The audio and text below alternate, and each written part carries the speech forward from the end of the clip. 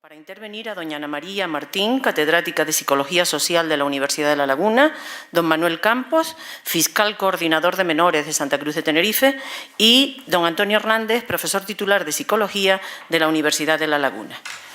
De nuevo, muchas gracias a todos por estar presentes y cuando quieran, la mesa tiene la palabra. Hola, buenas tardes a todos. Lo primero de todo, quería agradecer a la institución, a la Real Sociedad Económica de Amigos del País, el que haya tenido esta iniciativa, que haya tratado de mantener, me consta, a través de las diversas actividades que está desarrollando, lo que es el espíritu de esta institución desde el momento en que surgió, es decir, intentar, por lo que he visto, tratar de incentivar el progreso y tratar de llegar al conocimiento a todos los ámbitos. En el fondo, ciclos como estos lo que hacen es acercar a todos aquellos que libremente quieren acudir pues distintas ramas del conocimiento, en este caso lo del derecho, porque es verdad que de derecho parece que todo el mundo sabe y todo el mundo opina, sobre todo cuando se producen grandes titulares, pero la realidad es que es mucho más complicada. Yo creo que el conocimiento es la manera de poder debatir, de poder discutir y sobre todo es la palanca para poder cambiar, que es lo que queremos todos, ¿no? Aquellas cosas que no nos gustan poderlas cambiar desde el conocimiento. De forma general, a la Real Sociedad Económica de Amigos del País y de forma particular al que ha sido el motor de este ciclo, que es el profesor don Aurelio Santana. En un momento dado le lancé un guante y ha sido realmente la persona que ha dedicado, me consta que tiene muchísimos frentes abiertos, ha dedicado su tiempo y esfuerzo a generar, materializar y sacar adelante este proyecto. Darle las gracias de forma particular a Aurelio, porque sé que ha sido básicamente con mucha creatividad, arrastrando amigos, compañeros, y has logrado por fin que esto se consiga. Con respecto a los ponentes, la verdad que la idea, el planteamiento de la mesa de hoy es un poco discutir sobre distintos aspectos de los menores. Un tema fascinante porque toca muchos campos. Al final los menores de hoy es la fase hecha de que serán los adultos del mañana. Y dentro de ese campo, pues yo creo que Aurelio ha sido muy inteligente al seleccionar a los ponentes, a los miembros de la mesa, porque de esa manera se van a tocar distintos ámbitos y distintas perspectivas. Este fenómeno, bueno, no fenómeno, el tema de la juventud. Por un lado tengo a mi lado el placer de tener a que considero un amigo, a don Manuel Campos, que es coordinador de la Fiscalía de Menores. Al hablar de la semblanza de don Manuel Campos, yo sobre todo quiero destacar, obviamente la dimensión jurídica es conocida por todos, es su aspecto humano, su enorme humanidad, una persona que he tenido la suerte de trabajar con él durante muchos años y sobre todo es una persona que concibe la justicia como un servicio público, una persona que tiene siempre, todo el mundo lo sabe, abierta la puerta de su despacho para atender las pequeñas historias. Es verdad que quizás en el mundo jurídico lo que llama siempre la atención, lo que llega a los medios de comunicación son las grandes historias, los grandes episodios. Es verdad que nosotros aquí tengo compañeros que llevan casos muchas veces mediáticos, que llaman la atención, y yo creo que don Manuel Campos es una persona que sobre todo atiende a la justicia desde el punto de vista de las pequeñas historias, resuelve problemas, que en realidad es para lo que tiene que ser la justicia, un servicio público que atiende al ciudadano, que trata de resolver en la medida de lo posible aquellos casos que se presentan ante él de toda índole, porque es verdad que don Manuel no solamente atiende a menores, sino a adultos y a todo tipo de personas, y quizás es el aspecto que me gusta destacar porque quizás es el menos conocido. Los aspectos, digamos, jurídicos salen muchas veces en los medios de comunicación, pero el aspecto humano hay que destacarlo cuando una persona conoce a una persona de enorme calidad como la que tiene él humana. Don Manuel Campos lleva casi toda su trayectoria profesional dedicado al mundo de la justicia juvenil, es así, prácticamente desde el 92 y de forma exclusiva ya luego con la creación o la entrada en vigor de la Ley Orgánica del Menor en el año 2000, con lo cual, digamos, tiene una visión muy interesante porque quizás ha podido ver la evolución desde la forma de trabajar desde esos primeros años de surgimiento de la Ley Orgánica hasta este momento, cómo ha cambiado la juventud, porque ha habido cambios en la juventud y es así, de los primeros delincuentes juveniles, de sus características, de su tipología, a lo que nos encontramos hoy en día. Y quizás lo que sería conveniente es que él hablara un poco, o que creo que va a hablar un poco de cómo funciona el sistema de justicia juvenil en el ámbito, por un lado, de justicia de reforma y también la gran parte desconocida de la Fiscalía de Menores, que es el sistema de protección, es decir, la atención de aquellos menores que se encuentran en una situación de riesgo que hay que proteger y que hay que ayudar, donde quizás el trabajo es mucho más, diríamos, menos evidente, ¿no? Pero quizás más importante, porque son aquellas personas menores que necesitan de las instituciones públicas para salir adelante, porque quizás están en un entorno que no les da la atención adecuada. Por un lado tenemos esta dimensión, digamos, puramente más jurídica.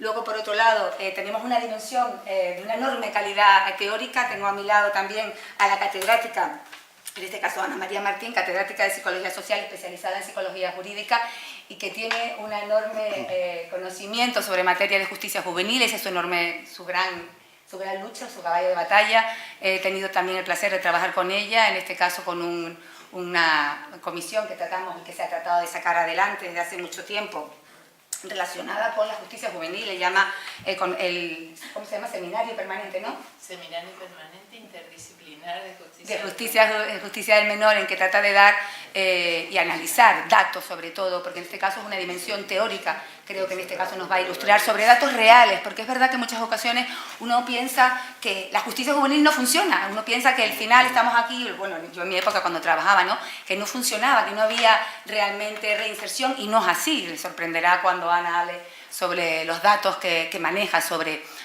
socialización y corrección. Y por último está el profesor, al que se le dará en último lugar la palabra, Antonio Hernández, profesor titular de Psicología Educativa, pero también tiene un máster en psicoterapia. En este caso, digamos que combina los dos aspectos. Por un lado tiene el aspecto teórico de profesor universitario con conocimientos en psicología educativa, pero también, creo que también es muy importante el aspecto, digamos, de trabajo de campo, digámoslo así, de psicología clínica, porque trabaja directamente con menores. Tiene una enorme experiencia en ese campo, con lo cual también nos ilustrará sobre las características y sobre todo yo creo que, hombre, no sé si creo que sea así, un mensaje positivo sobre la juventud, porque en general en muchas ocasiones tenemos toda esa visión nefasta, negativa, de la juventud está fatal, hacia dónde vamos. Bueno, es verdad que a lo mejor el caminar de la perrita no va muy bien, pero se puede corregir, y eso es lo que queremos transmitir un poco aquí, ¿no? El sistema, la positividad, que en eso don Manuel también sobre todo contribuye, sí, con su carácter. Pues don Manuel tiene la palabra en primer lugar para que exponga. Bueno, buenas tardes a todos. En primer lugar, agradecer la amable invitación tanto de la Casa de la Real Sociedad, en nombre de los representantes. En segundo lugar, lógicamente, a don Aurelio, que fue el que me hizo la invitación, compañero desde el año 77, en la promoción 77-82 de La Laguna. No lo quiero decir porque él por eso estudia y es profesor de Historia del Derecho, porque también estamos en promociones antiguas, y lógicamente agradecer también las amables palabras de mi amiga y compañera María Vega, que además tuve la suerte de coincidir 4 o 5 años, ¿no? 5 años como juez de menores número 1 en Santa Cruz de Tenerife, en situaciones muy difíciles. Bueno, yo simplemente vengo a hacer un esbozo, un pequeño desarrollo de lo que hace un poco la Fiscalía en general y la Fiscalía de Menores en particular. Un poco hacer el estudio, porque ahora está tan en boga lo que es el perfil del menor, la evolución del menor, la delincuencia del menor infractor, la violencia del menor, y todo, como digo yo ahora, vamos tan deprisa que yo creo que no analizamos nada. Es decir, somos capaces de dar noticias todos los días un montón sin haber pensado nada, desde mi punto de vista, ¿no? Un día sale una noticia, la damos por buena, la damos, y esa noticia se hace como dogma, ¿no? Entonces, yo creo que tengo la suerte, o desgracia, porque también he estado casi, en el año 92 empecé con la protección de menores, de conocer un poco la evolución de lo que es la provincia de Santa Cruz de Tenerife, tanto en el ámbito de menores, vamos a llamar delincuentes, que no deben ser así, sino menores infractores que cometen infracciones penales y por tanto se pueden llamar así, como aquellos menores que están de 0 a 18 años en el ámbito de la protección, menores que están desamparados. Entonces hay que ver un poco las cifras y si esas cifras son cifras que ayudan al optimismo o no ayudan al optimismo, ¿no? Esa es la evolución. La Fiscalía tiene una sección especializada que es la Fiscalía de Menores, que está compuesta por 5 fiscales, una serie de funcionarios, policías adscritos, y desarrollan la labor ¿para qué? Para estar permanentemente de guardia. Yo siempre digo que solo la Fiscalía de Menores y el Juzgado de Instrucción de La Gomera y del Hierro están permanentemente de guardia, como la funeraria. ¿Por qué? Los 365 días del año, las 24 horas. Es decir, en cualquier caso, como tiene un ámbito provincial, la Fiscalía conoce de todos aquellos incidentes y delitos que puedan cometer los menores, como de aquellas situaciones de desamparo en el que se puedan constituir cualquier menor. Es decir, aquí había que dar una primera distinción entre lo que es el menor víctima de lo que es el menor infractor. El menor víctima puede ser víctima de un adulto o víctima de otro menor, ¿verdad? Es decir, entonces ahí se da una doble situación. Y ahí es cómo juega el sistema y qué sistema tenemos en España. ¿Es bueno, malo, regular? Pues yo creo que es bastante bueno. Tiene una reacción bastante rápida y digo, no por esa labor de guardia del fiscal, que también, sino por el conjunto de la administración, aunque es muy mejorable, para dar respuesta y reacción ante esas situaciones. ¿Por qué? Porque, por ejemplo, en el año 2009 nosotros teníamos casi 1.400 expedientes contra menores de edad. El año pasado terminamos con 600, es decir, menos del 50%. Pero si uno ve la prensa, parece ser que los menores son súper agresivos, violentos y dan otra serie de consecuencias. Pero yo siempre hago la distinción. Una cosa es ser mal educado y otra cosa ser infractor penal. Es decir, y la mala educación se tiene o con contenido educativo, que para ahí es donde está la clave. Si no hay contenido educativo, evidentemente nunca podremos tener menores medianamente conscientes, pero lo que es reprimir es muy fácil, castigar es fácil, educar es muy difícil. ¿Por qué digo que castigar es fácil? Porque yo tengo, o tenemos, los fiscales y los jueces de menores, pues un poco el arma, el instrumento para decir, oiga, si usted comete un hecho delictivo tendrá una respuesta, una consecuencia y un castigo.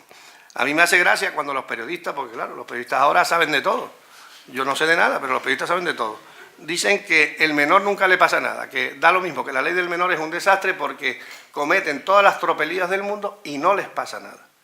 Ese es el mayor disparate que hay en España. Nunca, y lo digo aquí, lo he dicho en un montón de foros, se ha trabajado tanto y se ha intervenido tanto con menores como en la fecha actual a través de la ley del menor. Y se lo puedo discutir a quien quiera. O sea, que la ley del menor es buena, otra cosa es el instrumento y otra cosa es la mediatización que hacen los medios de comunicación. ¿Cómo sale la ley del menor? Sale con unos problemas serios. ¿Por qué? Porque está la niña de la Katana, en Murcia, el chico, la niña Sandra Palop en el Cajero de Madrid y en otra serie de cosas, que se discutían lo que eran las sanciones penales a esos menores. Lo que no sabe la gente es que las sanciones son las mismas que habían antes en el Código Penal, porque nadie lo ha reflexionado. En el Código Penal, antes de que entrara la ley del menor, cuando había un menor de edad, había un artículo, el 60 y pico, que se rebajaba en 1 o en 2 grados la pena por ser menor de edad.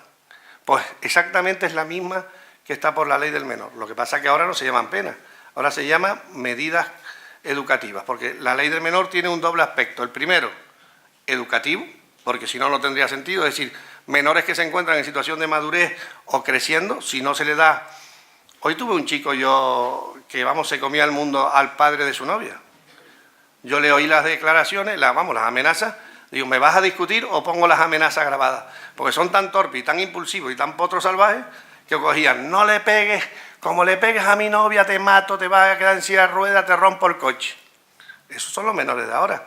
Se dedican a un señor de 53 años, padre, o sea, vamos a decir, el suegro, entre comillas, a decirle por qué no la deja dormir en su casa.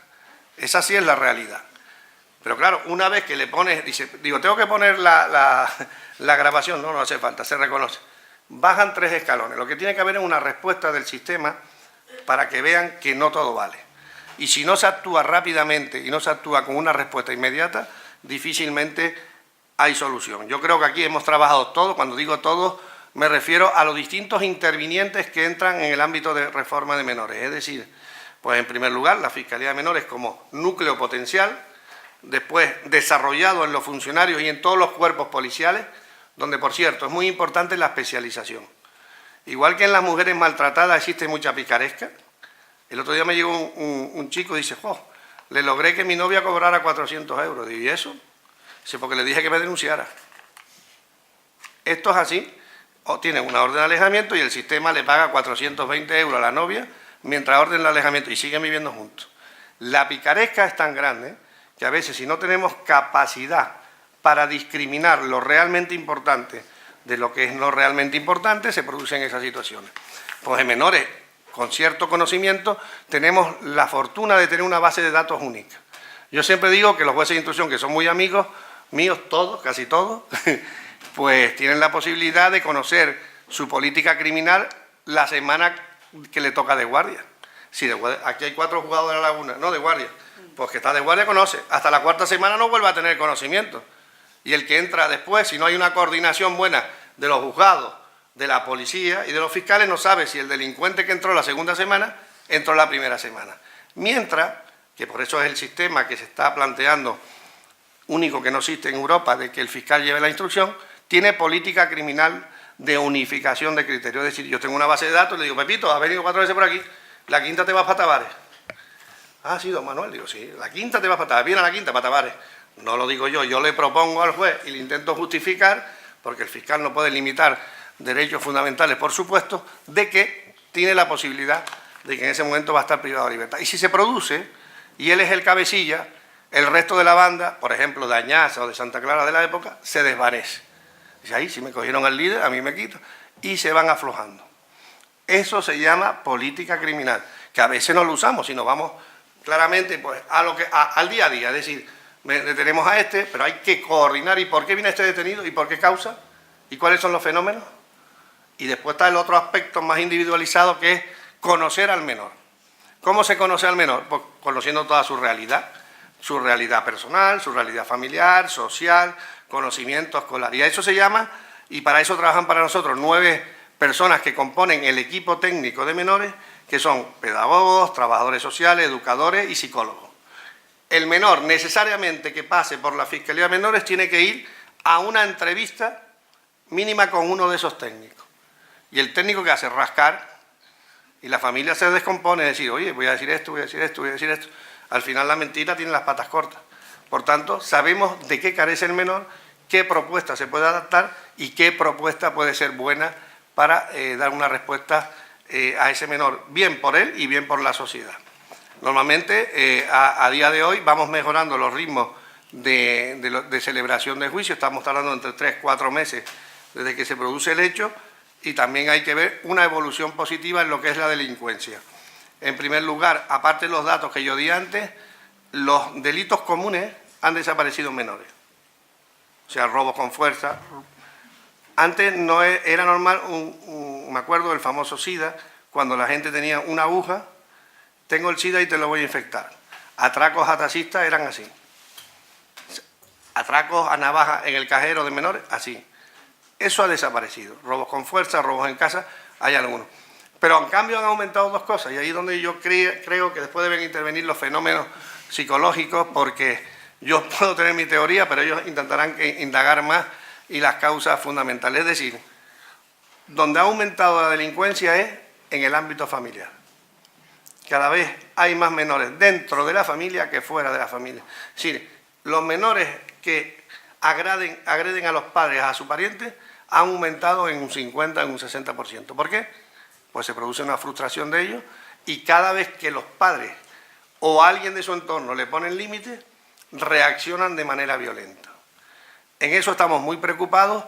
Un punto de aumento de incidencia importante. Otro punto es la violencia de género, es decir, por desgracia, aquí compañeras mías, y estoy viendo a mi amiga Gloria, que ha luchado por las mujeres, y Juan, y también, porque son de mi época, a Ana, un poquito más joven, y luchan por la igualdad, y me parece muy bien.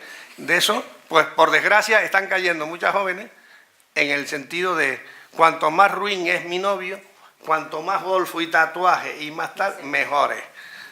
Y más posesivo. Y las redes sociales, no solamente eso, sino lo potencian. Es decir, es más, ahora se han parado un poco, pero saben que la mayoría de las canciones rap de moda o reggaetón van en contra de la mujer totalmente. Yo tuve uno muy famoso, que es muy amigo mío, me ha dedicado una canción, Miquel de la Calle, actual conocido mío, y me dedicó una canción porque supuestamente me quiere, no lo sé si es verdad. Le digo, pero chico, ¿cómo sacas en el videoclip a una mujer con unas cadenas y parece un perro? Dice, bueno, pero había que pensarlo. Digo, bueno, pues no lo pienses mucho. Este hombre, esto es así, o sea que esto es así, y esto pasó hace 2 años, 1 año. Esa evolución, si no hay educación, por mucho que un fiscal sea bueno, aquí, en donde sea, es muy difícil cambiar el sistema. Es decir, en cuanto a la educación, al saber estar y demás circunstancias. Y después, 2 aspectos más, y yo creo que después ya podemos entrar en más valores para intercambiar, que sería lo que es el acoso escolar. El acoso escolar potenciado por las redes sociales hacen al débil más débil y al fuerte más fuerte, porque se esconde detrás de las redes. Eso es un tema que nos preocupa. Que los colegios están muy alarmados y no quieren sacarlo porque, claro, hay muchos colegios concertados. Yo se lo digo a todas las directoras, las que sean monjas o no monjas, me da lo mismo, son todas amigas mías. Claro, no quieren sacar el tema para no perder clientes dentro del colegio. Pero evidentemente hay mucho que lógicamente se tapa, pero evidentemente hay niños con problemas que a veces han llegado a consecuencias penosas, como puede ser el suicidio. Entonces, eso también hay que detectarlo. Y por último, lo que es los abusos sexuales. El tema sexual yo creo que está desmadrado, porque claro, como yo creo que pulsas un botón y dice caballo con elefante negro y un señor de Bolivia hacer el amor, yo creo que sale, pues todo eso, no, claro, es que todo sale, dicen los chicos, no, si esto es que yo toco esto y me sale lo que yo quiero ver. Yo creo que no tienen ni madurez, ni ganas, ni tiempo para reflexionar lo que está bien. Entonces, se producen lo que es ahora. Si no me enseñas y te grabas unas situaciones libidinosas, no eres novia mía. Eso, muchísimo. Entonces, para no quedarte menos, graba y después eso ya va a la red de una manera brutal. De eso tenemos montones. Bueno, con decirles que hace 3 o 4 años habían 4 funcionarios en la Policía Nacional en delitos tecnológicos y hemos tenido que poner 12 porque el aumento es tan grande que se producen esas situaciones. Después podemos hablar del ámbito de protección, que eso es una historia. ¿Cómo interviene el sistema de la administración? Hay 3 administraciones, la municipal, el cabildo, que a través del IAS, Instituto de Asistencia Sociosanitaria, y la Dirección General del Menor. Cuando se produce eso, cada uno tiene su competencia y su ámbito. El ayuntamiento, municipio, tiene la competencia de declarar en riesgo a un menor cuando ve indicadores suficientes para decir este niño está en mala situación. El cabildo es el guardador, de hecho, de los centros de menores. Después ya debatiremos, pero a ver, ¿ustedes saben cuántos niños hay ahora en centros de menores? ¿Sin padre ni madre? Pues 320. Eso es una cifra mínima. Cuando yo llegué de fiscal había 1.200. O sea que se ha trabajado muy bien como con los acogimientos. Hay una campaña de acogimiento. La campaña de adopciones fracasan, no fracasan. La idoneidad, eso también es un tema para tratar. Es decir, a veces no todo el mundo es idóneo. Cuando las expectativas de los adoptantes no se dan, y ustedes que no serán muchos casos, se produce el fracaso. Siempre. Entonces se echan la culpa a la pareja. Yo no quería adoptar, yo sí quería adoptar, no quería adoptar 2, yo quería adoptar 3, me salió. ¿Y qué vale es el problema? Que los niños vienen con una patología de base que es desconocida. Ahora se conoce el famoso SAF, que es el síndrome alcohólico fetal, que es de todo el cinturón del vodka, que yo haría lo mismo, porque si me estoy muriendo a menos 10 grados, me tendré que tomar vodka aunque esté embarazada. Pues esos niños tienen un problema que lo desarrollan y aquí en Canarias hemos tenido mucho. Pero más hay un estudio porque tiene una descripción física de cómo los niños se comportan. Entonces, eso es un doble rebote para el pobre niño adoptado, que ya bastante tuvo con estar abandonado en su país, para estar doblemente abandonado en España por personas que quizás tenemos unas expectativas y después no cubren las expectativas lo que creemos que deben ser. Pero bueno, en eso hay mucho que tocar. Yo podría hablar mucho más, pero yo creo que María me mira por la derecha y yo prefiero más el intercambio de golpes, que en eso me muevo mejor como barrera corpas que otra cosa. A continuación le doy la palabra a la catedrática Ana María Martín, que nos va a poner datos estadísticos para un poco convertir cuantitativamente lo que ha transmitido previamente Manuel Campos. Bueno, no se asusten porque no los voy a dar. Simplemente, bueno, antes que nada quisiera dar las gracias a la Real Sociedad Económica de Amigos del País por invitarme a la Cátedra Cultural Tomás y Valiente, en la figura del profesor Aurelio Santana, al Vicerrectorado de Relaciones con la Sociedad. Y bueno, para mí es un placer compartir mesa con mis compañeros. Me siento un poco apabullada porque yo soy psicóloga, yo trabajo en psicología jurídica, que es una disciplina que va en auxilio de la justicia, que tiene su razón de ser en aportar prácticas e instrumentos basados en la investigación científica que puedan hacer la labor del jurista más fácil y más eficaz. Ese es mi objetivo y yo intento llevarlo a cabo tanto en la investigación que realizo como en la docencia. Y vamos, mis compañeros me han acogido siempre, mis compañeros juristas, me han acogido siempre con mucho cariño y con mucho interés, y es en ese contexto en el que estoy aquí hoy. Para mí, digo que con mucha humildad, porque evidentemente tanto Manolo como María y Antonio en la faceta de terapeuta conocen muy bien este campo, y mi perspectiva es un poco más fría, si me permiten, más de evaluación, más de datos, pero que yo creo que también tiene una función y que apoya. Y la primera afirmación que voy a hacer va en la línea de lo que ha dicho Manolo, y es que la Ley 5/2000 está funcionando, y está funcionando muy bien. Es mejorable, hay muchas cosas que hay que cambiar, pero hay datos a lo largo de todo el país que demuestran que el porcentaje de menores que reinciden, el total, está alrededor del 23%. Que es una cifra muy buena. Cuando se trata de libertad vigilada, voy a mirar mis propios datos, datos recogidos aquí en Tenerife, cuando se trata de libertad vigilada baja un 11,7%, y cuando se trata de régimen cerrado, que es algo que podemos hablar luego, es un 15,3%. El nivel más alto, que es de un 32%, es de los menores, y estoy de acuerdo con Manolo en hablar de infractores más que de delincuentes, se sitúan alrededor del 32%. ¿Por qué eso es así? Pues básicamente porque hay dos perfiles, hay dos tipos de carreras delictivas claramente, que se pueden establecer claramente. Una es de aquellas personas que delinquen durante la adolescencia y que al llegar a la edad adulta no vuelven a hacerlo más. Muchas veces se trata de un solo delito y ya no vuelve. Luego hay otro perfil más duro, con variables más complejas, con un seguimiento más a largo plazo, que se inicia a edades más tempranas y que se mantiene a lo largo de la vida adulta. Pero curiosamente, la información que tenemos es que alrededor de un 6 y un 8% de los menores infractores son los responsables del 80% de los delitos. Es decir, los delitos más graves, que provocan más reacción social y que llaman más la atención, son cometidos por un menor número de menores, que son los que repiten una y otra vez. Entonces, la psicología puede ayudar a la hora de ver cuáles son esos menores, porque la tendencia general es a trabajar, si me permiten la expresión carcelaria, con los galletas, con los que son más buenos, con los que tienen más posibilidades. Y la investigación demuestra que eso es un error. Hay que trabajar con todos, por supuesto, hay que aplicar la ley, es una ley fundamentalmente educativa, pero es una ley de responsabilidad penal del menor, y por tanto implica, y en psicología lo sabemos muy bien, que el castigo es eficaz cuando es inmediato, proporcional y contingente. En la medida en que la ley lo hace así, pues hay un gran porcentaje, y lo está haciendo así, creo yo, un porcentaje de menores que no necesitan nada más, que hay que dejarlos quietitos, ¿vale?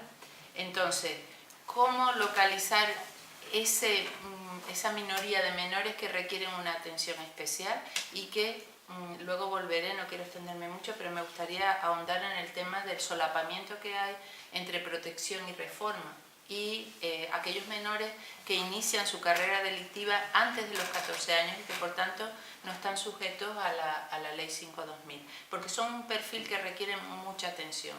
Cuando estoy diciendo que esos menores necesitan de nuestra atención, no estoy diciendo que tengamos que etiquetarlos y separarlos del resto. Lo que estoy diciendo es que requieren una intervención más intensa para que sea eficaz. Dentro de la psicología criminal hay una teoría que está aceptada a nivel internacional, que es la teoría del riesgo, de la necesidad y de la capacidad de respuesta. Y es muy simple y funciona.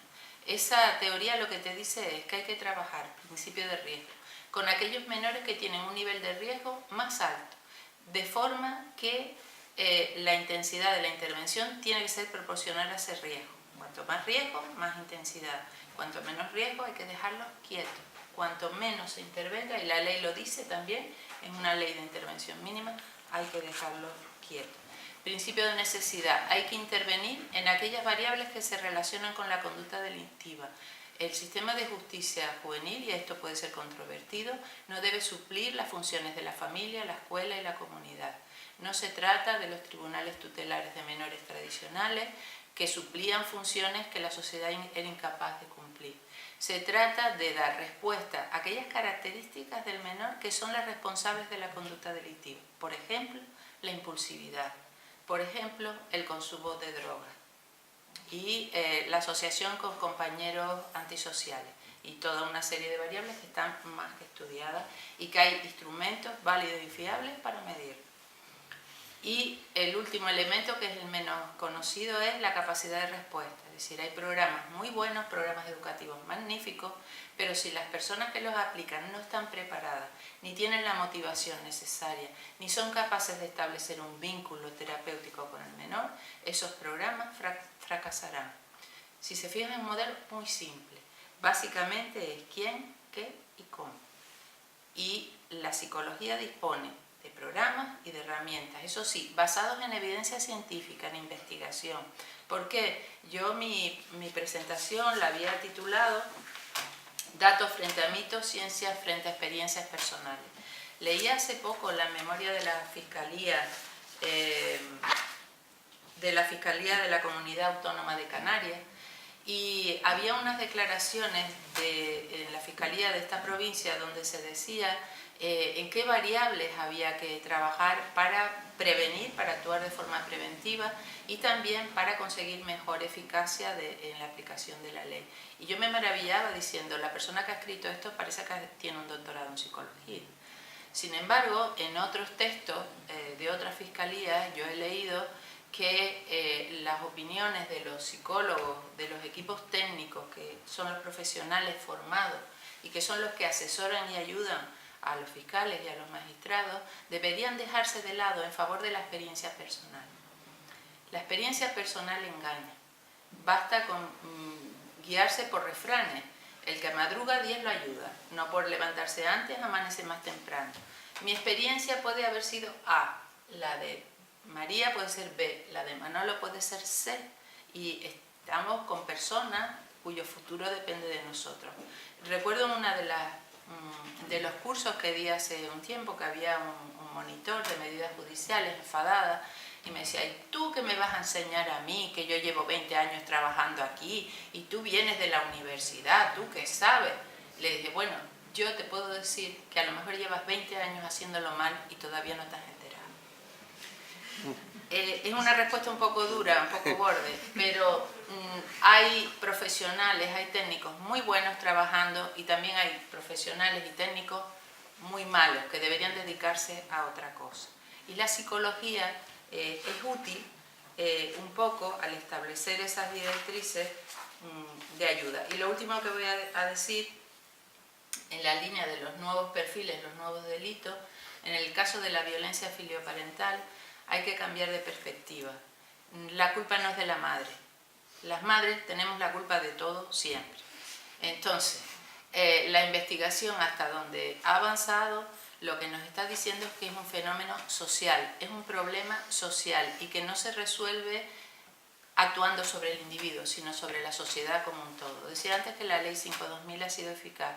La ley contra la violencia de género ha sido ineficaz, no ha funcionado. Y por algo será. Los programas de intervención con agresores de género funcionan cuando se trabaja con su sistema de creencias, con sus valores, con su forma de afrontar el conflicto, no solo con sus variables individuales.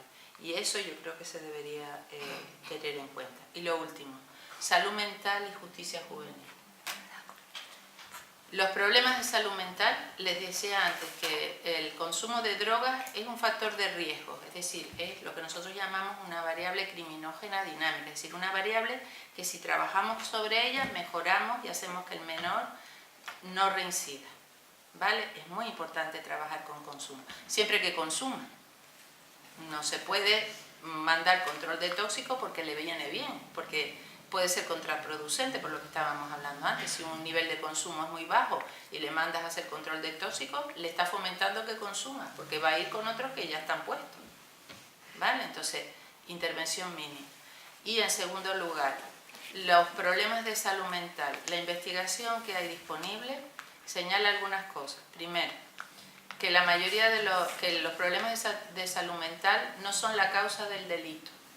Son una característica a tener en cuenta a la hora de intervenir, porque puede afectar la eficacia de los programas. Pero uno no delinque porque tenga un problema de salud mental. Segundo lugar, la mayoría de los problemas de salud mental que aparecen en la adolescencia no están vinculados con la violencia, porque en su mayoría son depresiones. El perfil no es de psicópata, es de deprimido, de personas que ciertamente en una situación de frustración pueden reaccionar de una forma inesperada, pero son, y más que poner etiquetas de negativistas desafiantes, trastorno disocial de la personalidad, que quedan muy bonitos en un informe, pero que no te dicen, ¿y ahora qué hago yo con este menor? ¿Cómo lo ayudo? ¿Cómo trabajo con él? ¿Qué enfoque terapéutico? Si nos centráramos más en conductas problemáticas y en dimensiones, por ejemplo, una dimensión que a mí me preocupa mucho en violencia filioparental, en violencia de género, la frialdad emocional. ¿Por qué los menores cada vez estamos viendo que son más fríos, que no se conmueven ante el sufrimiento de otras personas? Ese tipo de dimensiones habría que estudiarlas, pero llamarle trastorno disocial o trastorno de la personalidad no sirve para nada. Ese es el DSM-5 que utilizan los psiquiatras con adultos. No me voy a meter si es bueno o malo con adultos, pero con menores no sirve para nada, más que para poner una etiqueta bonita en un informe. Les digo lo mismo acerca de la medicación. La mayoría de las medicaciones que se están utilizando con adolescentes no han sido contrastadas suficientemente porque han sido diseñadas para adultos. De la misma forma que el alcohol provoca efectos irreversibles en el cerebro en desarrollo de un menor, los fármacos antidepresivos, tranquilizantes y demás, no sabemos qué efectos van a tener porque son de hace poco tiempo. Y ante esas situaciones, mis compañeros de psicología ambiental dicen, cuando no sabemos algo, principio de precaución. Y no voy a decir nada más porque me gustaría que discutieran. Tiene la palabra Antonio para dar ahora. Ahí está está en el alambre y mejor que te sientes. Vamos a intercambiar.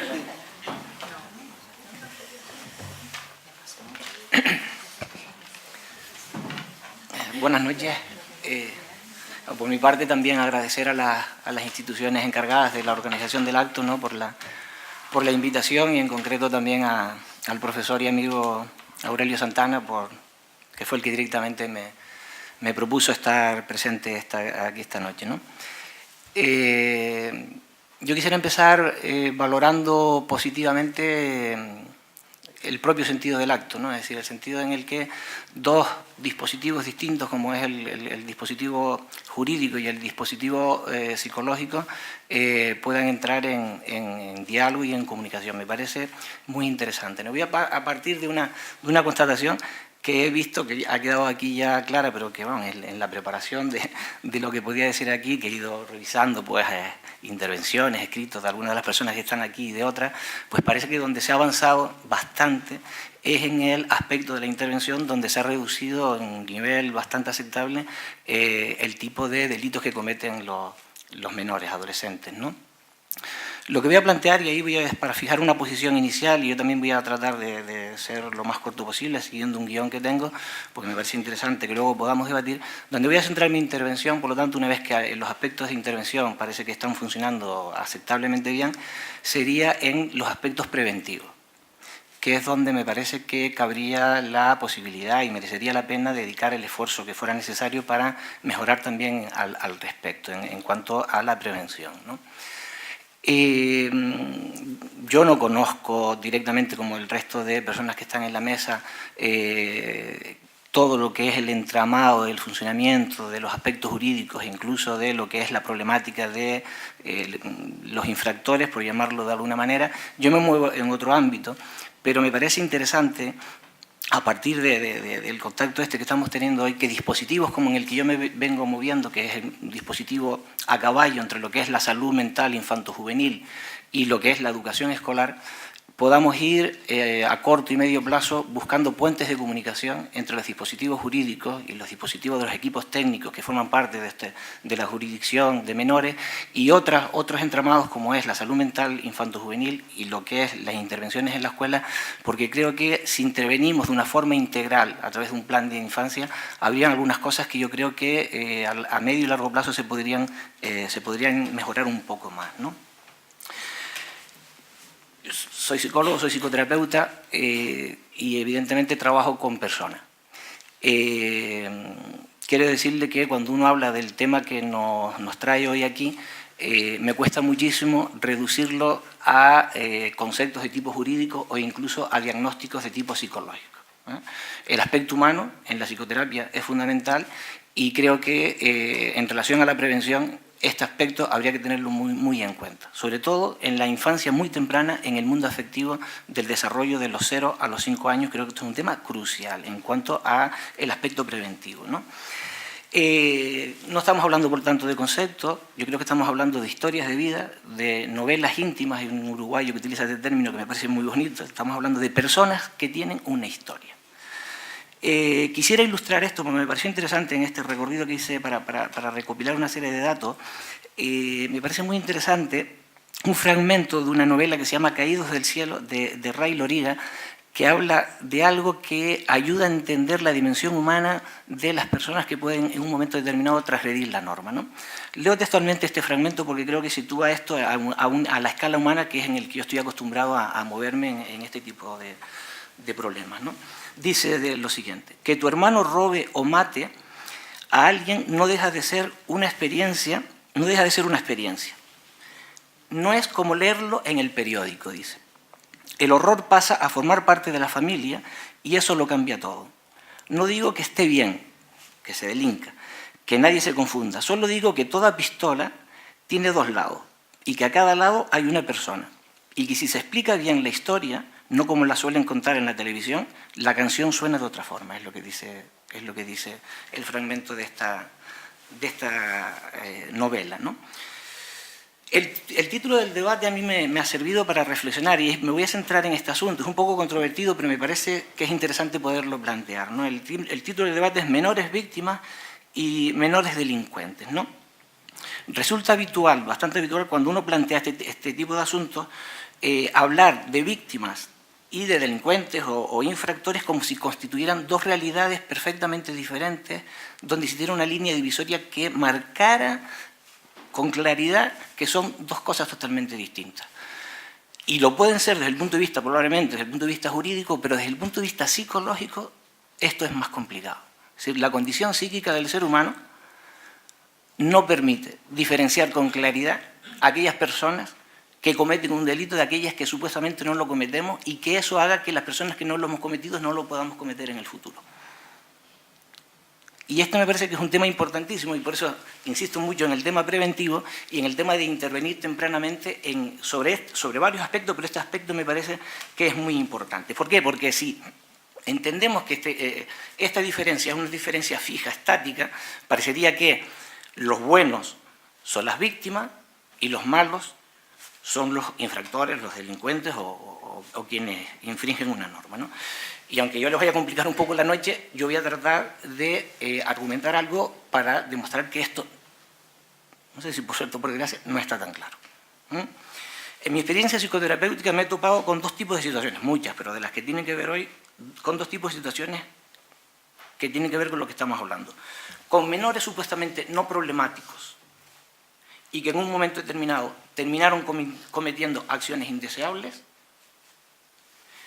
En estos momentos incluso estoy viendo a dos niños de muy poca edad, de 5 y de 7 años, en una situación de separación de los padres, que el problema no es la separación, porque la separación está siendo bastante civilizada, pero que la actitud que ambos padres están teniendo en relación al niño, en el sentido de la sobreprotección, del permisivismo, de no causarle problemas, etcétera, etcétera, está pudiendo crear las condiciones para que este niño de adulto, si no se impone una función de límite, de autoridad, de pararle las patas a tiempo, es muy probable que estos niños, que supuestamente son no problemáticos, dentro de 5 o de 10 años, sean personas que cometen algún tipo de delito.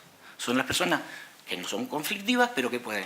Y me he encontrado también lo contrario, me he encontrado conozco personas que están en estos momentos, jóvenes que están en estos momentos en medidas judiciales y que conocí la vida anterior, y la vida anterior era una vida anterior familiar y personal aceptablemente normal. ¿Quiere esto decir que los que cometen delitos no son personas que están llamadas a cometerlo, ni que la situación en la que viven sea tan desestructurada que están encaminados a eso? Y, por el contrario, que los que no están en esta situación son personas que no van a llegar a cometer nunca ningún tipo de delito. Lo que quiero plantear, por tanto, es que la línea divisoria entre la supuesta normalidad y la supuesta desviación es más borrosa de lo que quisiéramos nosotros creer. Una de las cosas que he encontrado en los últimos años que más me ha servido para entender esto es un librito de un sociólogo parisino que se llama David Le Breton, en el que habla de una cosa que llama la cultura del deslizamiento de los adolescentes. Y la tesis que viene a defender este señor es la siguiente. Viene a decirnos que muchos de los adolescentes actuales están encontrando en el cuerpo a cuerpo y en el riesgo la única forma de autodemostrarse que están vivos.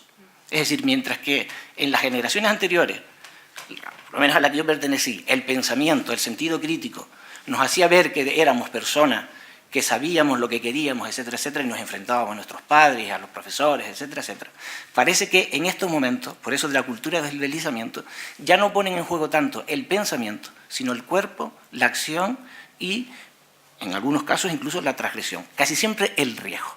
Entonces, claro, esto es muy delicado, porque quiere decir que esto no lo hacen solamente aquellas personas que supuestamente son delincuentes. Esto es una forma de vivir en la que se están socializando los adolescentes actualmente. Lo hablábamos antes con el tema de las nuevas tecnologías. Bueno, y podríamos poner, no quiero, para luego ir al debate.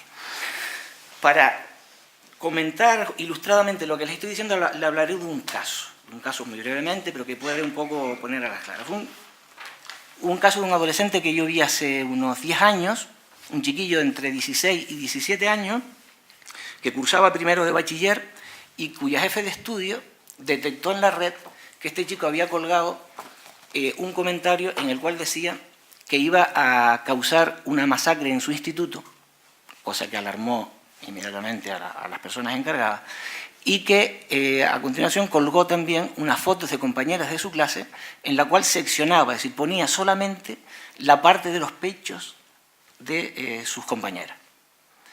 La jefa de estudio lo detectó, puso, por suerte, esto en conocimiento de la jurisdicción de menores y se puso en marcha una serie de medidas al respecto. Cuando yo lo vi por primera vez a este chico, lo que me dijo la madre es que venía por mandato del juez de menores, fue lo que me dijo, que le había impuesto una pena que consistía en que fuera el psicólogo, que era yo, y que tenía que aprobar el curso en junio. Esas fueron las dos cosas que me dijo la madre que le había dicho a él. Que fuera a aprobar las asignaturas en julio no me costaba creerlo para nada, un chico extremadamente inteligente. Lo que yo no sabía en aquel momento es lo que me esperaba a mí con el tratamiento de esta persona, ¿no? A pesar de todo, fue una cosa muy difícil, estuvimos trabajando durante 6 meses y hoy diría que la experiencia con este chico ha sido una de las cosas que más me ha formado y con la que he aprendido más desde el punto de vista de la psicoterapia de la atención a la infancia y a la adolescencia. Durante 6 meses este chico apenas habló, no hablaba. Tenía una presencia imponente, es decir, vestido rigurosamente de negro cada vez que venía, el cabello largo y una expresión facial cautivadora. Esa cosa que uno dice, ¿no? Cautivadora, ¿no? Tuve que imaginar lo inimaginable con él. Digo todo esto para que también desde fuera se vean otro tipo de dispositivos y otro tipo de intervenciones, ¿no? No hablaba, vi películas con él. Primero me empecé a interesar por qué le interesaban a él, los videojuegos. Y qué tipo de videojuegos les interesaban. Y por qué le interesaban esos videojuegos. Y qué personajes salían ahí. Y qué tenían que ver esos personajes con las cosas que le pasaban a él. Y si los personajes los hacían más violentos o por el contrario, podrían servir para transformar las emociones de este chico. Empezamos a ver películas muy interesantes que hay que ver con los adolescentes, una película que se llama La Ola, que no sé si la conocen, una película que se llama La Clase, que también es muy importante, y El Bola, que es más conocida a nivel español, que son 3 películas de ellos. No comentaba nada, veíamos películas, yo esperando, no. Habló de un libro muy interesante de Jane Teller, una novelista danesa que se llama La Nada, que no voy a contar, de un chico que se sube un ciruelo porque no le gusta la sociedad en la que vive y empieza a decir verdades como puño y a la gente no tiene muchos argumentos para convencerlo de que se baje de allí, porque es que casi todo lo que dice este chico tiene razón. Bueno, no hablaba absolutamente nada. Apenas hablaba, como decía antes, y a veces balbuceaba algo que yo no entendía qué es lo que quería decir, ¿no? A duras penas entendí en un momento determinado que me estaba hablando de mangas, que le gustaban mucho toda esta serie de mangas, de animes, este tipo de cosas. Pero el cabrito no me decía qué tipos de mangas, ni dónde tenía que ir para conseguirlos, ni no, me dejaba, decía, y me dejaba, ¿no? Y tenía que, bueno. Me empecé a informar, empecé a acudir al tipo de tiendas que hay al respecto, fundamentalmente en La Laguna y en Santa Cruz, sobre este tipo de cosas, y intenté informarme bien, con literatura buena, ¿no? De todo lo que iba descubriendo le informaba. Oye, mira que encontré, callado. Oye, mira que aquello que leí me hizo pensar, callado. 6 meses así, desesperado totalmente, ¿no? Hasta que un día me dijo, así, textualmente me dijo, lee la página tal del libro 4 de la serie Monster. Una serie. Su autor es Naoki Urasawa. Para mí el mejor autor de mangas, me dice. Me lo compré, evidentemente, porque yo me lo compré, me lo leí y empecé leyéndome la página que él me decía. El libro, no quiero extenderme, el libro va de un médico joven, un buen especialista en neurocirugía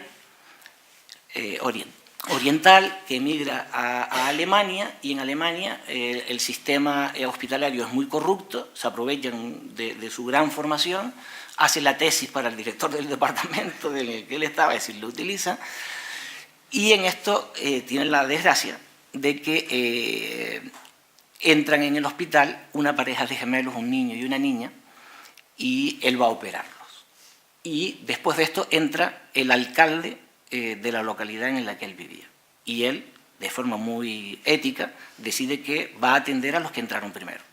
Y los que entraron primero es el niño y la niña. Eso le cuesta la carrera en el hospital y de la medicina. Pero el tema es que se van creando una serie de cosas, y eso es a lo que quiero llegar, se van creando una serie de cosas en la cual empiezan a haber unos asesinatos, y los asesinatos no se sabe muy bien si es cometidos por uno de los chicos que él salvó de esos dos, de la pareja de gemelos, o es el mismo, ¿no? Y se va creando, esto que les decía antes, una situación de confusión en el sentido de cómo es posible que una persona de la calidad humana y del prestigio profesional y de la entereza ética que tiene esa persona pudiera llegar a ser una persona que cometiera delito, porque nos hace llegar a dudar de si es él, si no es él, etcétera, etcétera, para entender esto que le estoy diciendo.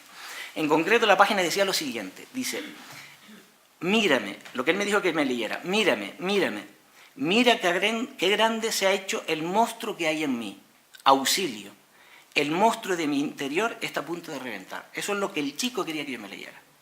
Yo rápidamente entendí que el chico se sentía que lo que le estaba pasando a él era lo que le había pasado al personaje. Si estaba pidiendo auxilio para que alguien impidiera que él pudiera cometer una cosa que sería muy, muy catastrófica.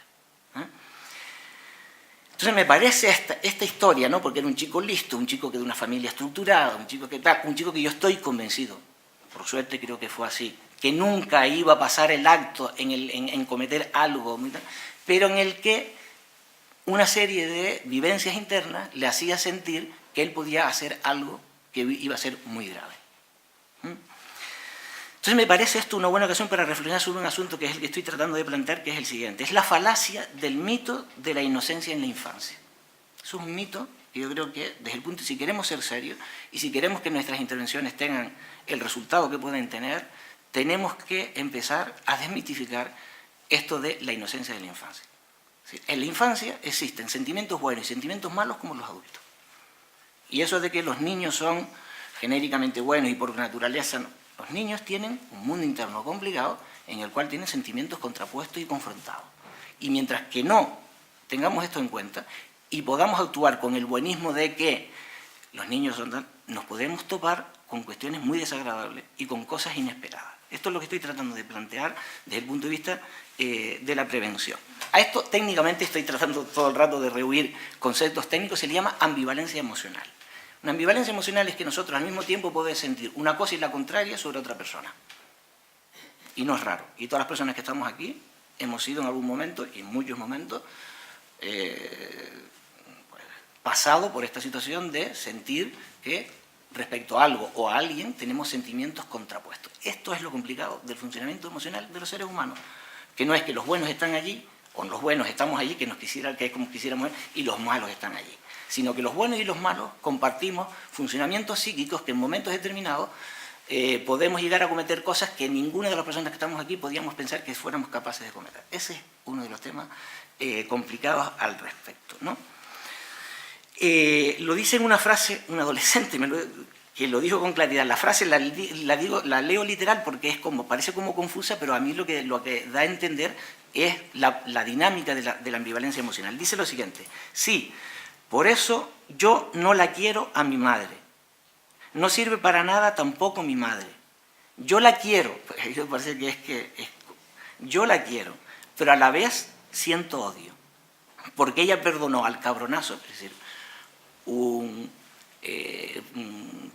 persona, un novio de la madre, y que había abusado de ella, porque ella perdonó al cabronazo, prefirió un pene antes que a las hijas. Aparece esto de la ambivalencia, de la quiero y no la quiero al mismo tiempo, ¿no? De forma más elegante, y esto tiene que ver mucho con los juristas, porque pone una cosa muy difícil, ¿no? Hay una novelista ya muerta, alemana, que se llama Christa Wolf, muy interesante, que tiene un libro que se llama El cielo dividido, muy interesante para entender esto, en el que dice lo siguiente, esto a mí me ha hecho reflexionar muchísimo esto, dice: cuando más examino mi alma, digo esto a los juristas, menos deseo admitir lo que el examen me demuestra. No encuentro un solo crimen en relación con el cual no haya comprendido ambas partes. Esta obligación de comprender me aísla de los demás, porque normalmente lo que estamos acostumbrados a la sociedad es lo bueno y lo malo. Si las personas que tratamos de la complejidad, etcétera, etcétera, somos personas que tenemos muchas dificultades para hacernos entender y para hacer valer determinadas cosas. Bueno, este es el argumento inicial que he querido utilizar de la ambivalencia emocional para poner sobre la mesa un tema fundamental, es decir, dispositivos como la salud mental infanto-juvenil y la educación escolar y el dispositivo jurisdiccional, psicología jurídica, etcétera, etcétera. Yo creo que a medio y a largo plazo hay que crear puentes de comunicación para buscar formas de intervenir complementarias y unos en otros que, desde el punto de vista de la escuela, digamos, podamos aminorar o parar incluso determinadas cosas que, si no se hacen, van a llegar a terminar convirtiéndose en problemas y formando parte de la jurisdicción de menores. Este era mi punto de partida para luego poder discutir de todo lo que se está hablando, ¿no? Yo, al hilo de lo que se ha planteado aquí, hombre, que todos coincidimos en la necesidad de la intervención, la primera pregunta que me surge es, que siempre se plantea muchas veces, incluso por el legislador, es la reducción en la edad de intervención por parte de justicia juvenil. Es decir, hasta ahora tenemos un planteamiento teórico de 14 a 18, netamente biológico, en el que además se aplica la hora en la que la persona nace para intervenir y la hora en que cumple 18 para dejar de intervenir. Y me gustaría saber la opinión, cuando hablamos de una intervención inmediata, de si es necesario o no, que sea a través de justicia juvenil y utilizando los mecanismos jurisdiccionales, o no es necesario. No sé, don Manuel, que además yo sé que tiene ahí, cuando hablábamos de esos menores de 14 que se pueden detectar precozmente y que se ve, y tiene ahí como una cantera. Un poco para ilustrar a la sala, en España solo pueden ser enjuiciados aquellos menores que cometan delitos entre 14 y 18 años. Es decir, un menor que tenga menos de 14 no es responsable penalmente. Por tanto, la pregunta que plantea María es: ¿qué hacemos con esos chicos? ¿Es necesario bajar la edad penal? No es necesario, podemos llegar como a Estados Unidos, que el otro día se me complicó el alma cuando vi a un niño de 8 años detenido con 3 gorilas de Estados Unidos, detenidos con esposas. Tenemos que llegar a esa situación tan sangrante. Yo creo, y siempre lo digo, quizás sea por mi espíritu optimista, es que si bajamos la edad, yo creo que la sociedad está bastante enferma. Si tenemos que criminalizar para dar respuesta al sistema, porque los menores infringen, estamos no detectando, antes lo que ha dicho, creo, con una sabiduría excelente el amigo Antonio. La no prevención en ningún ámbito. Pues todos los educadores, profesores que han pasado por ese menor, los pediatras y sistema de salud y todo el ámbito educativo no se han dado cuenta que el monstruito está ahí. O sea, tiene que esperar a que se cometa un delito para poder intervenir. Yo creo que eso es un déficit de la sociedad y para mí me genera decepción. Es decir, yo soy de los que no estoy de acuerdo en bajar la edad penal. Creo que es más la prevención y la educación por encima del castigo y que no podemos llegar a esas situaciones de los países anglosajones, que son los que tienen edades penales de 12 para abajo. Incluso hay niños con 10 años en tabares, por decir una cosa, en situaciones de Inglaterra. Entonces, claro, un niño con 10 años no sé si tiene capacidad o madurez para saber lo que estaba bien o mal, o lo que dice, o otra serie de circunstancias. Yo creo que el arbolito no lo han dejado ni crecer. De cortarlo de golpes porque todo lo anterior hemos fallado, todos, por supuesto. Pues en el ámbito de la comunidad, en el ámbito del colegio y en otras circunstancias. Esa es mi opinión y me gustaría que ellos también intervinieran, claro. Sí. Bueno, antes que nada, me ha encantado la intervención de mi colega porque, vamos, coincidimos totalmente. Hace mucho tiempo que no nos veíamos y bueno, me ha encantado escucharle porque a veces me oía a mí misma en algunas cosas. Y sobre todo en el punto que yo creo que es crucial es la diferencia entre delincuente y no delincuente, normal y no normal. Yo un poco lo intenté con lo de los diagnósticos, pero bueno, luego podemos volver ahí.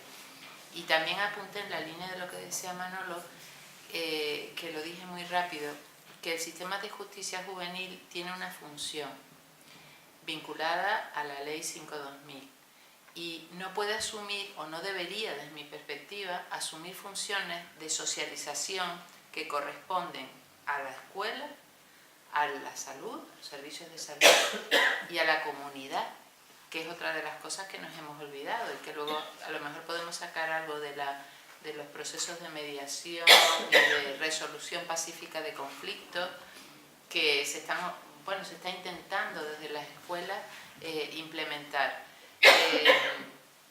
Si le quitamos la responsabilidad, bueno, me estaba acordando de un dato, por ejemplo, en Estados Unidos, en las épocas donde ha habido más crisis económica, los ingresos en el sistema de justicia juvenil por salud mental aumentan, porque muchos padres denuncian a sus hijos porque no reciben la atención médica que necesitan en los servicios comunitarios y entonces lo denuncian para que dentro del servicio de justicia juvenil le den esos servicios.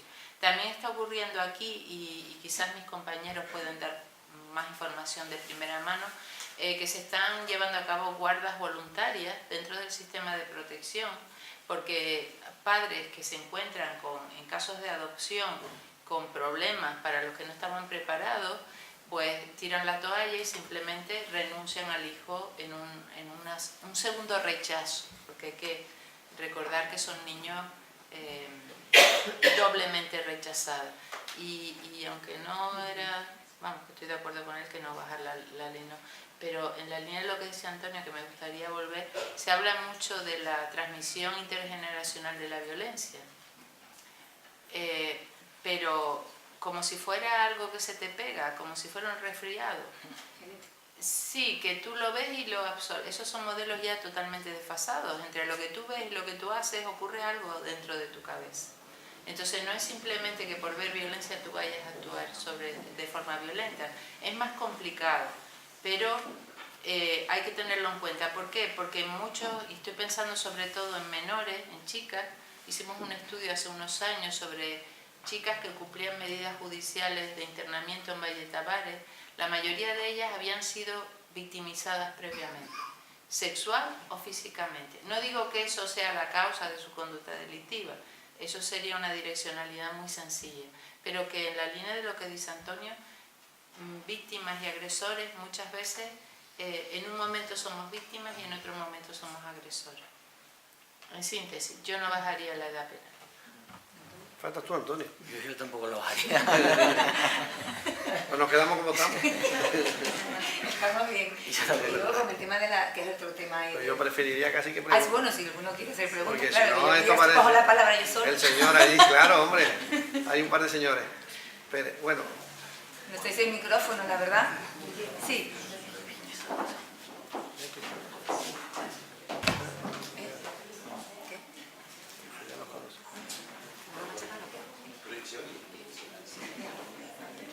bueno, usted tiene la voz alta, venga, levántese y seguro que se le oye. Estoy un poco deteriorado, digamos, del aparato sonoro. De todas formas, me ha gustado muchísimo, sobre todo emocionalmente, me emociona muchísimo el compañero Antonio, porque estoy en un porcentaje bastante elevado con su planteamiento. Una preguntilla que quería hacerle, si las entrevistas con este compañero último que mencionaste, las grabaste para apreciar los códigos visuales y todo eso que llevar a la última. Perdón. ¿Si grabó las entrevistas? Sí, ¿no? Bueno, y la otra cuestión, ¿a qué obedece que sistemáticamente utilizamos el paradigma de Yanquilandia, compañero? Que no tenemos otro paradigma que nos pueda servir para mejorar nuestras condiciones, porque es que realmente estamos ensalzando en grado sumo a esto incalificable, empezando por el gran pato Donald tramposo. Y bueno, y la otra parte, la otra pregunta es ¿qué importancia desde el punto del riesgo de la agresión a las progenitoras? El elemento emoción, el elemento de cariño tiene una importancia determinante, porque claro, con el patrón de conducta suministrada por el capitalismo, que es permisividad, en aras de creer que la permisividad genera estructuras de máxima libertad, pues es una falacia, ¿entiendes?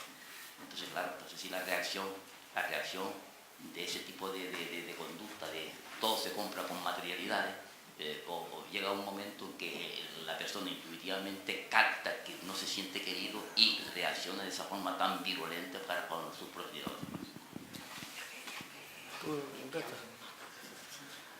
Bueno, yo solo iba a contestar una cosa de Estados Unidos, que yo lo puse como mal ejemplo, no como buen ejemplo. Quiero decir que la pregunta yo por el otro lado, es decir, que cómo lo hice como paradigma negativo, no como paradigma positivo, es decir, a un menor de 10 años, que fue a lo que me referí, que vamos, las tripas me las revolvió. Es decir, pero en cuanto ya al afecto, yo creo que el afecto no depende del sistema político, depende de las personas y de las relaciones humanas. Después otra cosa es lo que el ser humano se deje influir por el sistema, ¿no? También hay niños a 200 kilómetros que son esclavos en África, ¿no? Entonces ahí ya depende de las propias relaciones humanas, y otros niños que se venden constantemente y por tráfico de órganos. Yo creo que va más en la condición humana, por supuesto. Lógicamente el sistema político influirá más en una alternativa de desarrollar lo que es un poco las humanidades que el capitalismo, que en eso yo creo que estamos todos de acuerdo, por eso estamos aquí oyendo. Ya nadie oye. O sea,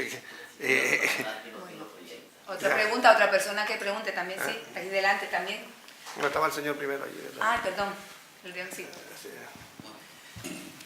En primer lugar, anticipo que no tengo cultura, sino tal vez cultura, que me curtirán, puesto que soy viejo hasta por gusto, y nací en una incivil guerra, ¿ya? En un pueblecito pequeño donde había unos grupos escolares que al llegar, por ejemplo, el triunfo del movimiento, o como lo quieran llamar, pues desaparecieron y quedaron como una ruina arqueológica, que estaban preparados para mi generación. Por lo tanto, no voy a lo mejor a dar los aportes que a ustedes les gustaría. En primer lugar, me gustaría decir lo siguiente: ningún niño o niña nacen malos. En primer lugar, también quiero decir, tiene suficiente autoridad moral cualquier juez para condenar a alguien que lo ha enfermado la sociedad en la que vivimos. Esa es una de las preguntas que me gustaría hacer. Después, por ejemplo, pienso que las cárceles, lejos de preparar o tratar de rehabilitar, son universidades que les van a enseñar lo que no aprendieron después, antes en las calles. Hace unos años atrás hubo el boom de la construcción, donde comenzaron a quitar a infinidad de jóvenes de las escuelas de formación, de los colegios y tal, a llevarlos a trabajar en la construcción. ¿Y qué es lo que ocurrió? La sociedad de consumo comenzó a ofrecerles coches y muchos lo compraban lejos de comprar un coche como herramienta de trabajo, un coche de alta gama o no sé cómo diablos llaman los medios de comunicación, y también a ofrecerle apartamentos y demás y tal, con hipotecas y tal, y todo eso se les vino abajo. ¿Dónde están esos jóvenes hoy? En las esquinas de muchas barriadas, donde vivo, yo vivo aquí en el polígono Padrancheta, una barriada vendiendo sus cositas y tal. Hace también unos días atrás salía yo de mi casa y resulta ser de que enfrente al edificio donde vivo, que hay otro edificio, estaba la policía haciendo una redada, lo que sea y tal. Todos estaban con las manos en alto, arrimados a la pared. Me mordí la lengua en haberles dicho represión no, educación y trabajo es lo que necesita esa gente. Claro, si yo digo eso, cogen y me detienen diciendo que estoy obstruyendo la justicia o algo así por el estilo, ¿ya? Y después quiero decir que fui inmigrante 20 años. Estuve en Brasil, Río de Janeiro, conozco las favelas, pero no como turista, sino trabajando. Cuando uno llegaba allí y veía a aquellos niños jugueteando en las aguas sucias, porque no tienen desagües ni nada, sino en atarjeas y eso y tal, ¿qué piensa uno que puede salir de allí? ¿Ya? ¿Qué piensa uno? Yo, que no soy muy creyente, miré para arriba y digo, coño, ¿cómo es posible que exista esto y no hay alguien que tienda la mano para solucionar estos problemas? Lo mío son reflexiones que no merecen respuesta. Olvídense. Gracias. ¿Alguna pregunta? Sí, aquí delante, por favor. Sí. Gracias. Hace pocos días salió en prensa que en Lanzarote unas menores habían sido utilizadas en prostitución. ¿A quién le corresponde la protección de esas menores? Porque creo que procedían de un centro de acogida.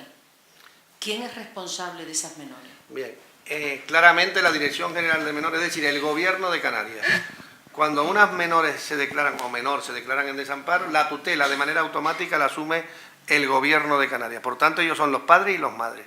Es decir, si hay que autorizar una operación, debe ser el director general del menor o quien delegue, quien autorice una operación.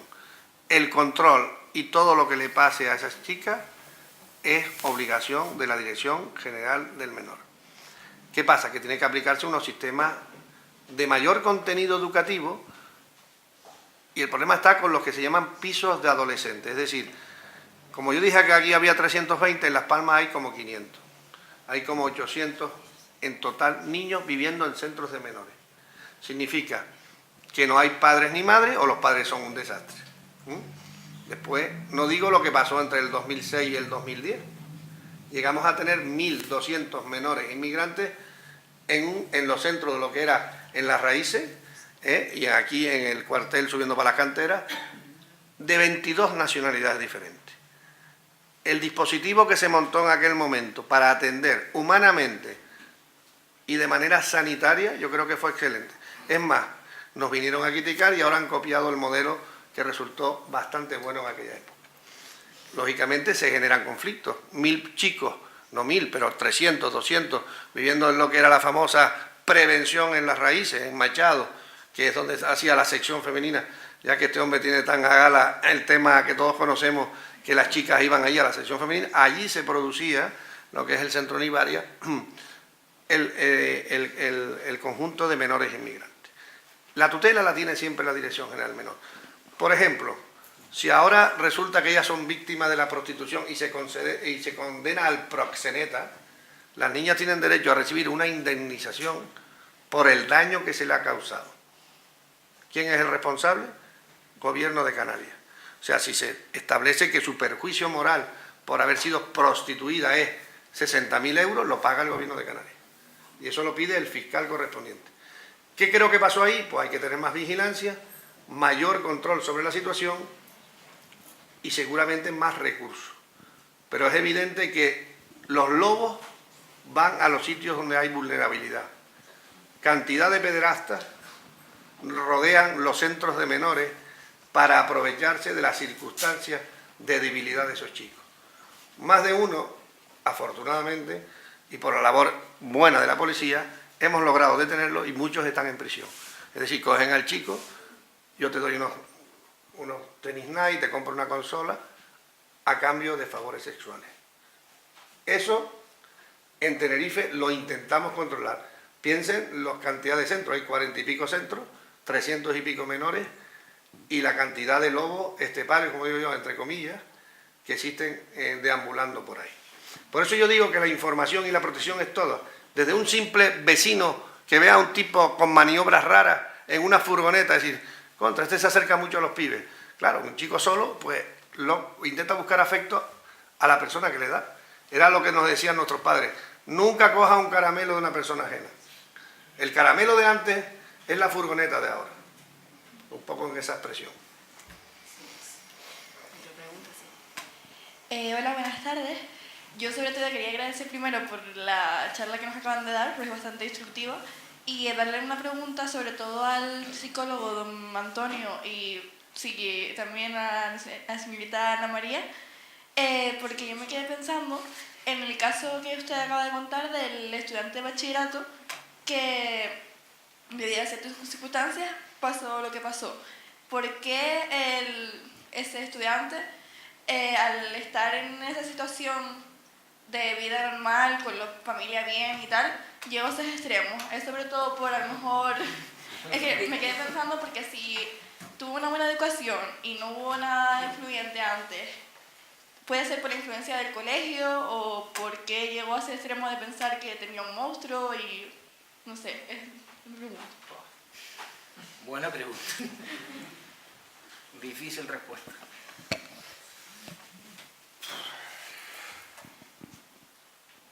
Vamos a ver, es difícil, no lo digo en broma, es difícil la respuesta, es decir, no, y aparte de que yo creo que no haya una sola razón que pueda explicar que una persona como ese adolescente llegue a esas circunstancias porque algo traumático pasó, que es lo que normalmente uno cree. No, es que sufrió un trauma en un momento determinado y entonces el efecto del estrés postraumático, no.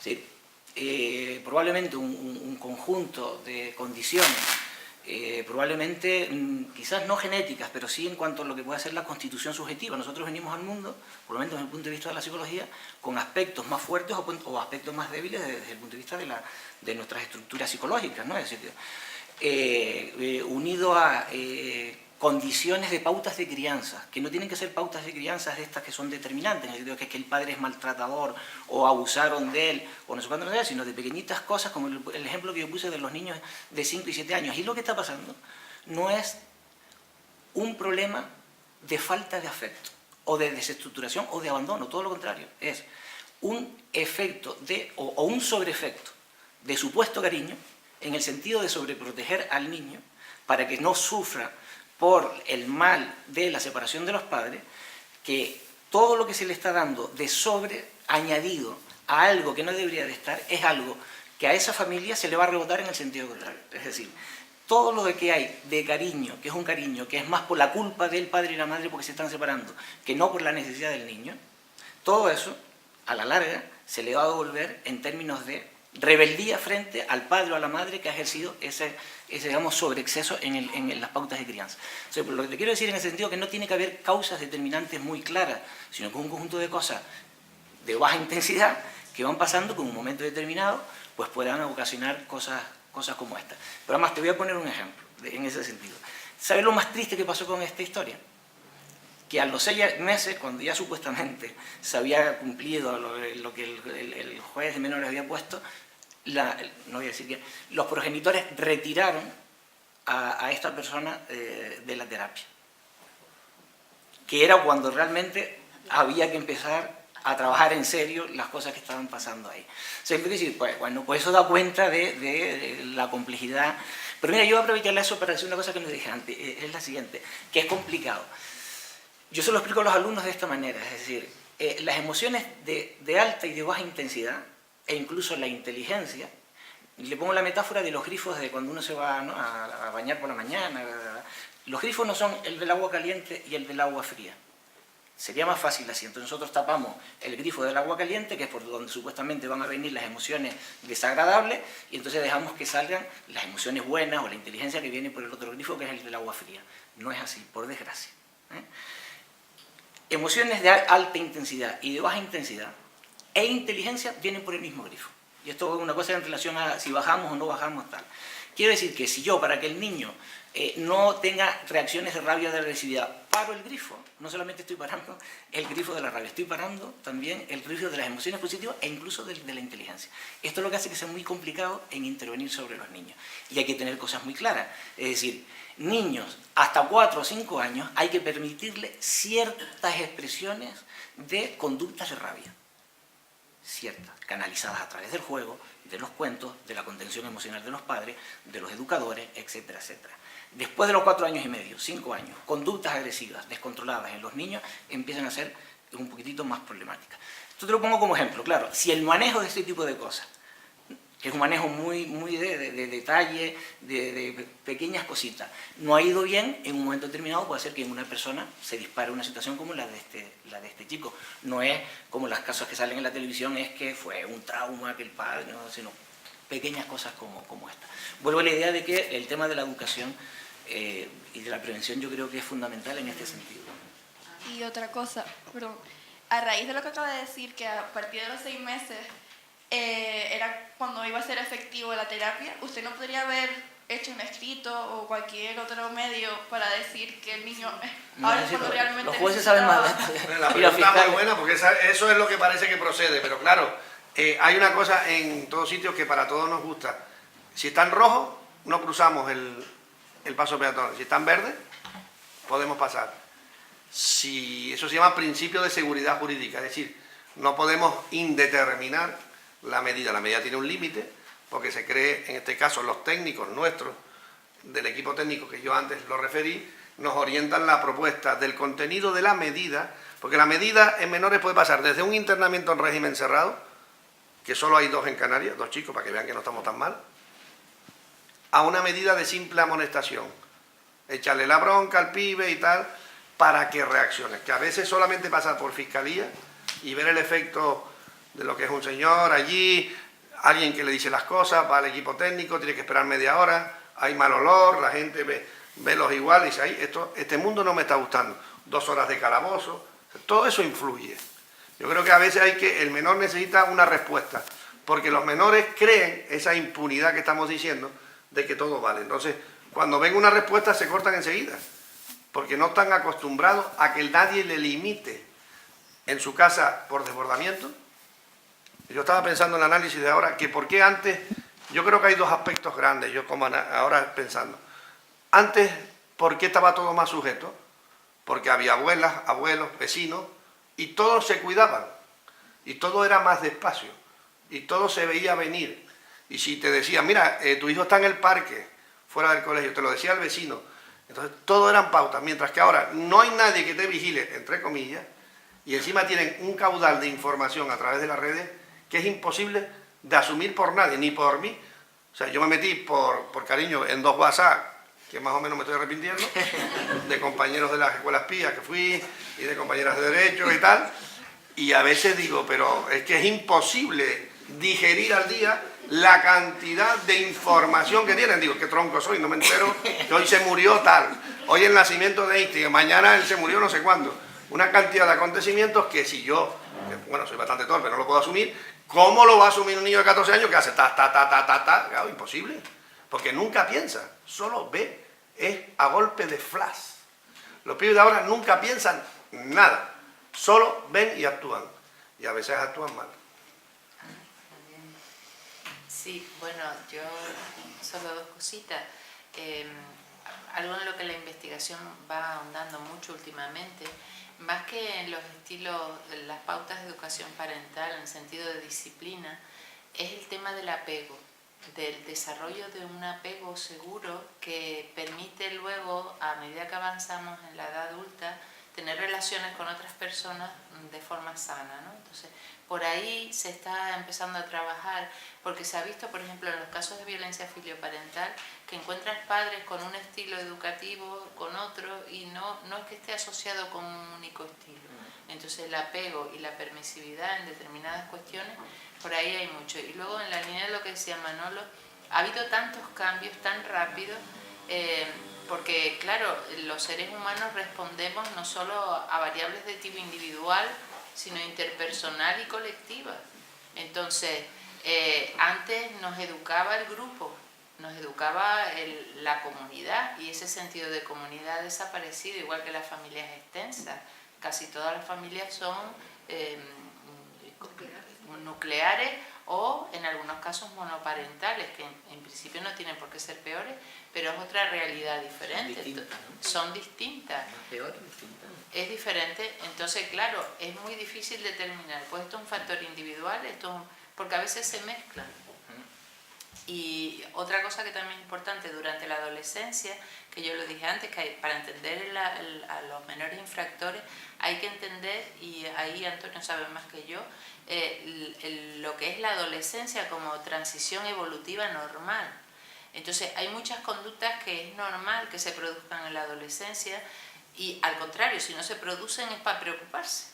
Pero luego en la edad adulta ya no son apropiadas. Entonces cuando uno es adolescente, en un desarrollo normal, pues tiene a su lado la familia o la comunidad o los vecinos que actúan como control, como freno, hasta que tu cerebro termina de desarrollarse, que esa es otra cosa, el cerebro no termina de desarrollarse hasta los 18, incluso un poco más. Y ahí está la impulsividad por un lado y la búsqueda de gratificaciones inmediatas a corto plazo por otro. Entonces, aparte de todo el desarrollo sexual, que son los adolescentes, son un saco de hormonas, donde por un lado está el tema de la búsqueda de identidad sexual y la búsqueda de identidad como persona. Es decir, es todo un conjunto de cosas que necesitan apoyo externo. Entonces, no es tan fácil decir qué fue primero, el huevo o la gallina, o hasta dónde es normal. Yo a veces cuando le explico a mis alumnos la conducta delictiva, sobre todo a los de psicología, a los de derecho también, les decía, todos los que estamos aquí hemos infringido la ley alguna vez, todos. La diferencia está en que nos hayan pillado o no, o en la frecuencia con la que hemos infringido la ley, o otro tipo de factores. Entonces, constitucionalmente no somos diferentes, aunque puedan haber factores. Por ejemplo, la inteligencia es un factor que protege para muchas cosas, pero no hasta el punto de vista, hasta el nivel es decir, protege para recuperarse pero no determina. Entonces, en la línea, volviendo, más que control, pero más entendido como supervisión, y también el tema del apego seguro. Que bueno, eso es un tema muy complicado para explicar aquí, pero que bueno que está ahí. María. Adelante, sí. El micrófono Quisiera hacerle una pregunta a don Manuel. Don Manuel Campos. Bueno, felicidades, buenas noches y felicidades a los ponentes. Gracias. Quería hacerle dos preguntas. La primera es que cuando usted daba los datos sobre el número de menores, decía que la ley desde que está en funcionamiento podría ser mejorable. Me interesaba ese aspecto, ¿en qué cree que puede mejorar? Y la segunda pregunta es que, a colación con la intervención de la primera pregunta, que era sobre Lanzarote y demás, todos conocemos noticias de centros y de algunos incidentes que se han provocado en esos centros. Quisiera saber quién guarda al guardador, en este caso, qué medidas tiene. Bien. Bueno, en cuanto a la ley, hombre, yo creo que la ley es bastante buena, pero como todo es mejorable. Es decir, en algunos aspectos, bueno, la ley como programática y como el desarrollo de la propia, pues necesitaría un reglamento más extenso para que los recursos que están determinados tengan más aplicación práctica. Es decir, a veces en Canarias, yo digo que siempre Canarias está a mitad de tabla. No está en la Champions, pero no está para descender. Digo, a efectos de recursos económicos, ¿no? Y recursos materiales. En Andalucía, por ejemplo, hay medidas que no se pueden adoptar porque no existen. Pero aquí, por ejemplo, tenemos una carencia enorme que es básica, y lo digo, o lo decimos, la Fiscalía de Menores en todas las memorias, lo que es los trastornos de conducta y sobre todo los de salud mental de los menores. Hasta agosto del 15 no existía la especialidad de pediatra médico infantil, de psiquiatra infantil, no existía. Era un psiquiatra de mayores que se dedicaba, como podía, a establecer criterios de diagnóstico de los menores. Yo creo que es muy importante, por lo que dice Antonio, de esa prevención, de ver el potencial de la patología que tiene ese niño para poder diagnosticar cuanto antes. En Canarias solo existe un centro de ese tipo, que está en Las Palmas, en el antiguo Hospital Militar de Las Palmas, se llama el Juan Carlos I, para capacidad de 25 niños para toda Canarias. Insuficiente.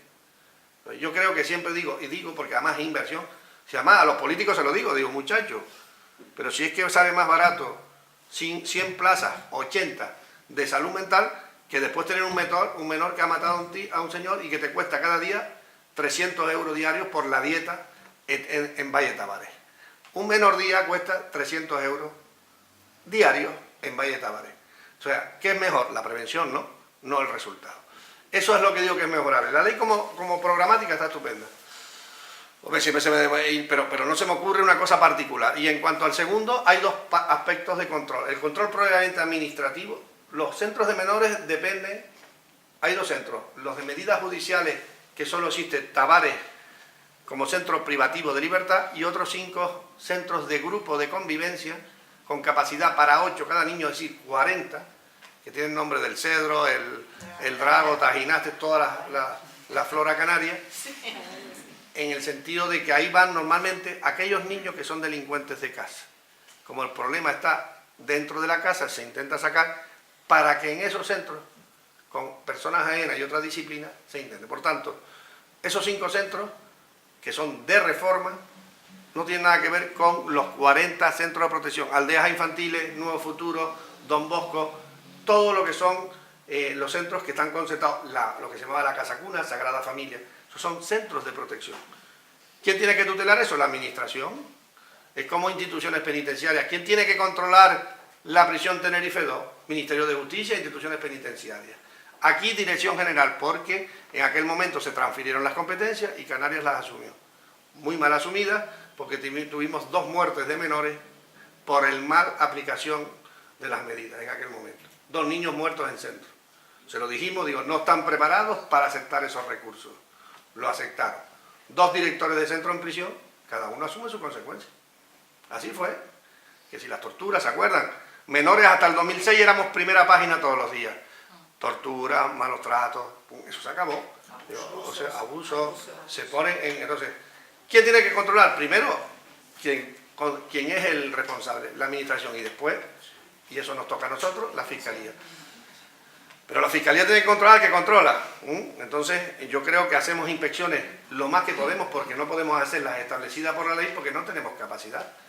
No tenemos una ratio, en comparación con Europa, lamentable, a nivel de jueces y de fiscales. Y no es lo que han propugnado ahora los compañeros, es decir, lo que no puedes tener. Aquí llegan jueces y fiscales alemanes y me dicen, pero ustedes, con ese volumen de trabajo, ¿cómo pueden trabajar? En Inglaterra, en Londres, hay un juicio por robo con violencia que dura 2 días. Aquí, un robo con violencia, metemos 5 o 6 cada día. Pues porque no hay más, o más. Quiero decir, que esa es la diferencia. ¿Y cómo lo hacemos? Pues, como podamos, y con ganas y voluntad. Pero bueno, espero haberle respondido. Ana, ¿quiere también apuntar algo para concluir? Sí, solo apuntar una cosa a lo que decía Manolo, lo que nosotros estudiamos lo que se llaman los sistemas de servicio, y una de las cosas que sale mucho, que es muy importante, es la coordinación y el compartir un mismo ideario de intervención. Entonces, así como las medidas judiciales corresponden, las aplica los jueces de menores, que dependen del Consejo General del Poder Judicial, y a petición del Ministerio Fiscal, que depende del Ministerio de Justicia, la ejecución de las medidas y la protección dependen del Gobierno de Canarias, de la Dirección General de Protección a la Infancia y a la Familia. Y esa entidad encomienda a entidades, ONG, a excepción de una que es una fundación gubernamental, encomienda la ejecución de esa medida o la protección de esos menores. Cada una de esas entidades en principio puede tener una filosofía propia. Entonces, el esfuerzo, no digo que no se haga, pero que se podría avanzar, promover y mejorar la coordinación de forma que hubiera una filosofía compartida por todas y que si un menor cumple una medida judicial con una entidad en una ocasión y cumple la siguiente con otra entidad, pues tuviera la misma filosofía. Entonces yo creo que se podría, y eso no es mucho dinero, invertir, aparte de los recursos, en coordinar y formar al personal, que siempre puede venir muy bien. Yo sé que esto da para mucho, lo que pasa es que esto tiene también hora de cierre, porque cierra a las 9. Siento no poder volver a darle la palabra, simplemente dar las gracias a los ponentes, que ha sido, creo, sumamente interesante.